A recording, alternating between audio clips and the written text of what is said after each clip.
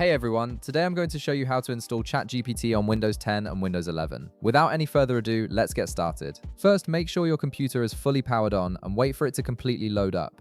It's important to let Windows finish its startup process before moving forward, so give it a moment to reach your desktop and ensure everything is ready to go.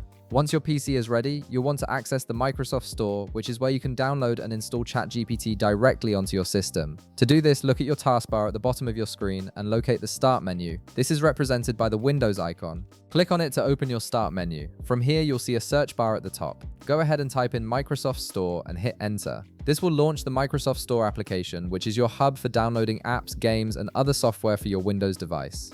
Now that the Microsoft Store window is open, you'll see various apps and categories displayed. To make navigation easier, direct your attention to the search bar at the top of the Store window. Click on it and type in ChatGPT, then press Enter to search. The store will now display search results related to ChatGPT. You should prominently see the official ChatGPT app along with its recognizable icon in the results. Go ahead and click on it to proceed. Clicking on the ChatGPT app will take you to its overview page. This page provides you with important information including the app's specifications, user reviews, and ratings from other Windows users. You'll also find the system requirements listed here, which confirm whether your Windows 10 or Windows 11 PC meets the necessary criteria to run the app smoothly. Take a moment to review this information if you'd like, but once you're ready to proceed, look for the Get button on this page.